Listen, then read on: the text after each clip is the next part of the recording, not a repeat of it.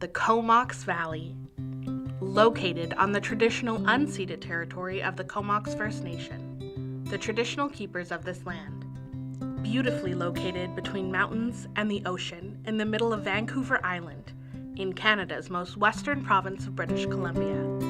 Hi, I'm Allyson Leet, and I'm an actor, director, and storyteller located here in the Comox Valley. And this is Creating Community. Follow along as we meet the members of Courtney Little Theatre while they work towards mounting their winter production of Cinderella. We will learn what it takes to bring a show to life and about the types of roles required to make it happen. Let's go behind the curtain to discover the magic and the wonder that lies here. Welcome to my community. The world's a stage, and I'm grateful that you taught me how to be a part of something bigger than myself. That every role's important, from the lead to the supporting. So much of who I am and who I try to be is thanks to my community. Thanks to my community.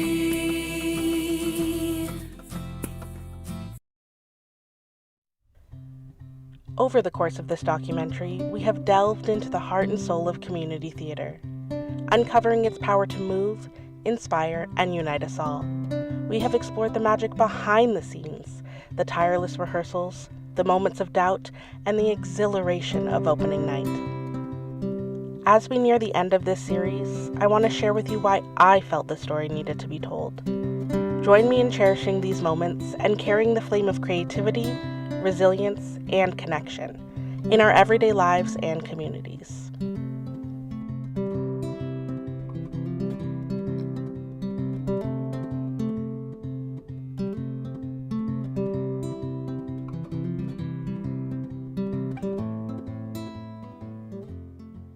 I was an actor in Cinderella. I got to play Joy, who is one of the stepsisters, and she was a lot of fun to play. She was actually on my bucket list of characters that I wanted to play someday, so I got to play her and bring her to life and had a whole lot of fun doing it. It's an interesting story. My family moved to the Valley in 2006, and it was me, my mom, and my sister, and my mom had to go to work, and so during the summer she had to sign us up for summer camp, and we had the option between soccer camp or theater camp, and I am not a soccer player. So I went to theater camp with Kim Patrick at TheatreWorks, and at first I just kind of sat in a corner and read my book and didn't want anything to do with it because actors were weird.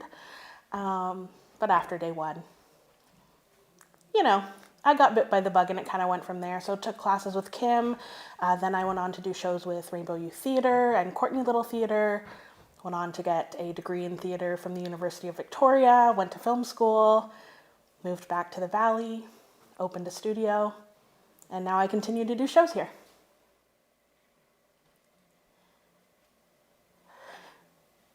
It's important to me for a lot of reasons. This community raised me, helped to raise me, helped me to discover my passion and my worth and my hopes and my dreams. And there are a lot of people in this community that mean a lot to me, and we got to talk to a lot of them.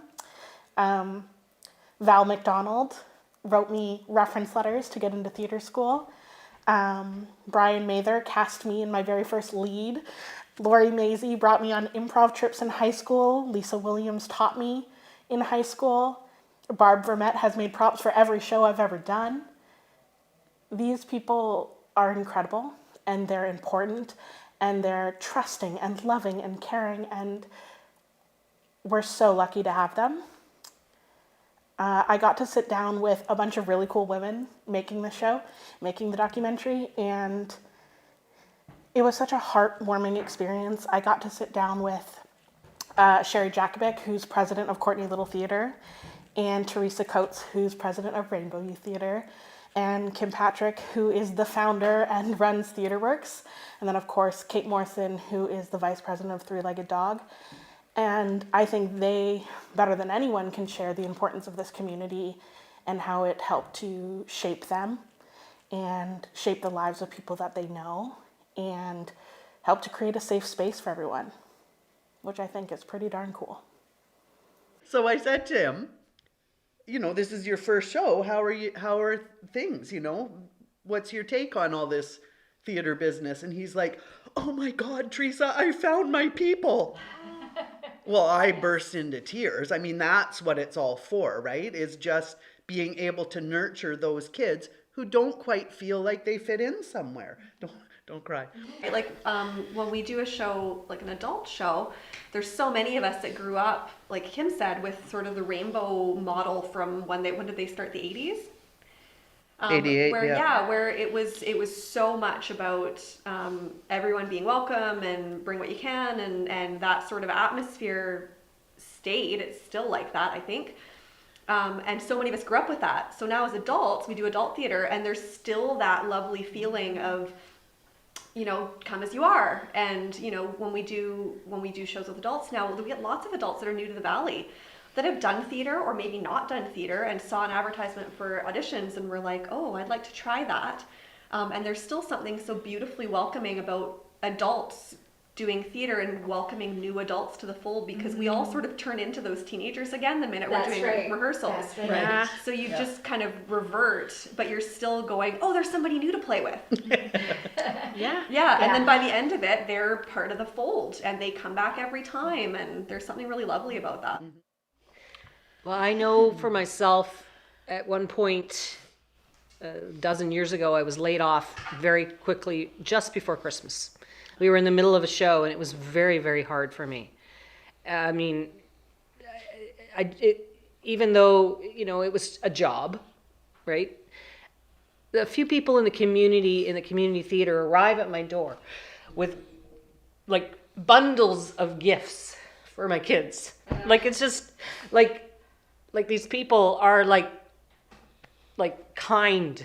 The kindness that we get from our community. We're blessed. When there are challenges between anybody in the Valley who has challenges, the community is there to support.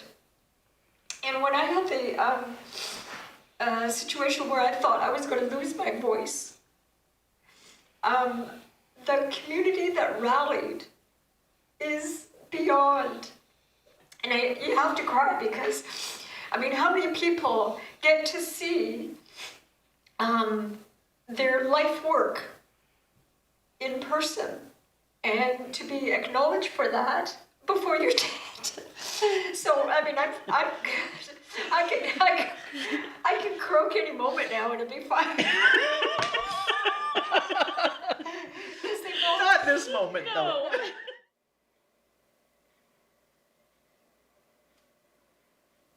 Stories like the ones you just heard are the reason this story needed to be told. When I heard there was an opportunity to make a documentary about community, instantly the theater community of the Valley came to mind.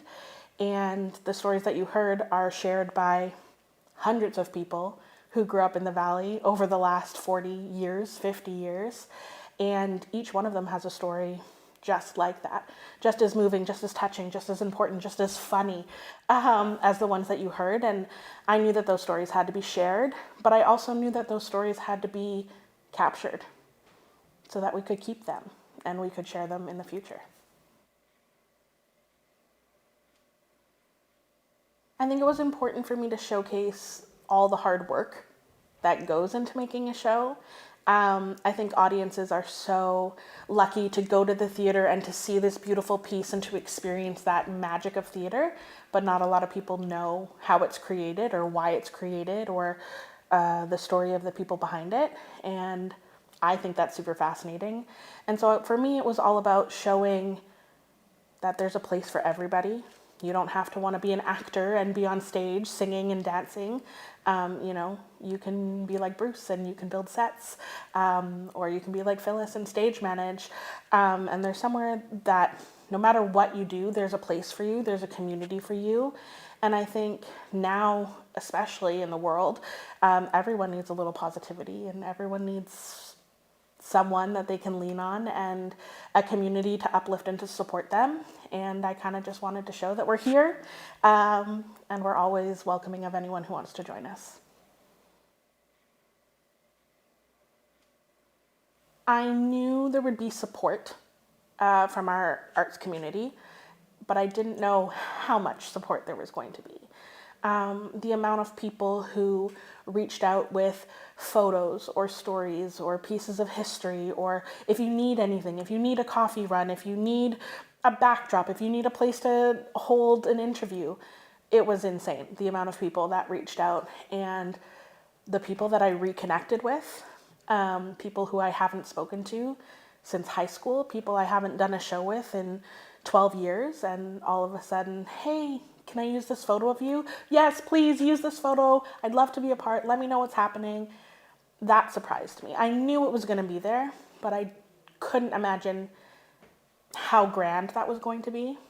And I didn't think I would get as emotional as I did throughout the process.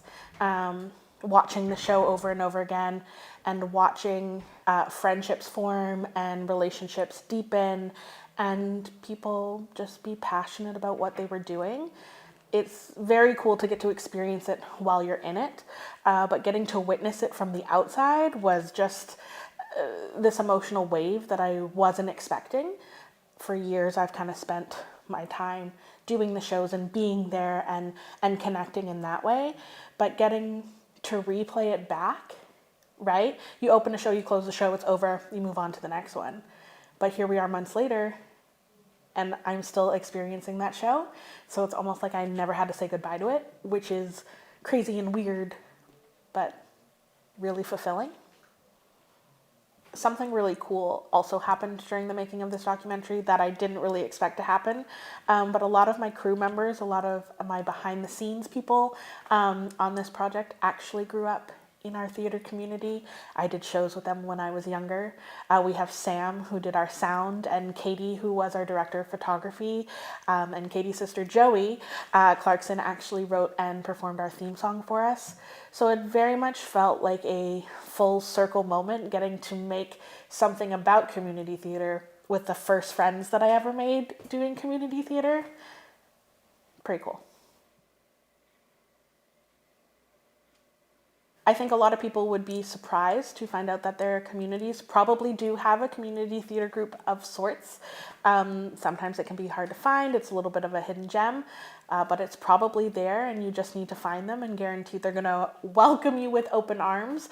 They can always use volunteers and actors and sewers and everyone of the sorts. A great place to start would be talk to the local high schools, their drama programs. I'm sure their drama teachers could point you in the right direction. But if your hometown doesn't have community theater, you can start it yourself. It doesn't have to be expensive. It doesn't have to be fancy.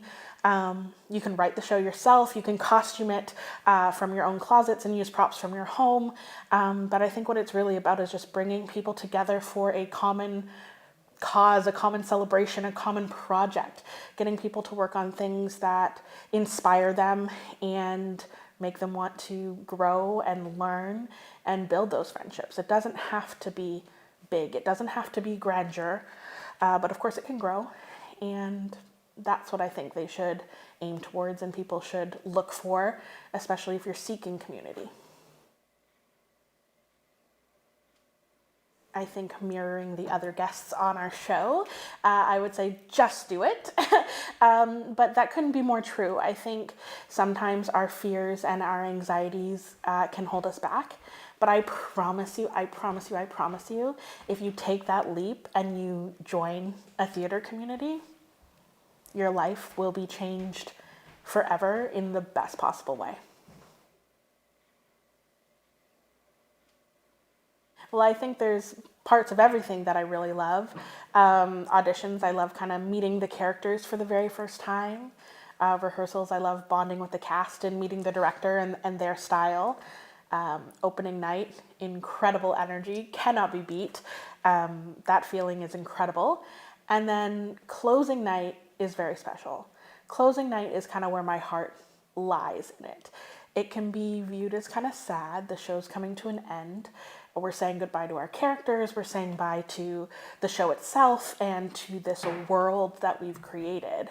But it's also really beautiful in the sense that it's a celebration of all the hard work that you and this cast and crew of people have done over the last 10, 12 weeks. So getting to see that and feel that energy is completely different. And I think everybody handles closing night in a different way. There's a long-standing tradition in the Comox Valley where we all sign our names and our character names on the back wall of the Sid Williams Theatre. So if you go there, it's just walls of signatures. And it's kind of like a time capsule. So you can go back and you can see shows that you did 15 years ago and your name's on that wall with the people that you created that show with. That's super cool. That's super fun. But there's kind of nothing like the final bows of closing night. That energy is so enveloping, taking that final bow and hearing that audience and generally holding the hands of your cast members next to you. It's pretty special. You've been with us as we felt the anticipation of the curtain rising, the hush of the audience, and the flickering of the stage lights. You've let the power of stage transport you to a place where impossible becomes possible, and you've watched as the magic of theater unfolds in every scene, note, and captivating gesture. This may seem like goodbye, but it's simply see you later. The connections that have been made will stay strong forever. Though the curtain may close, the legacy of theater lives on, forever etched in the hearts of those who have experienced its magic.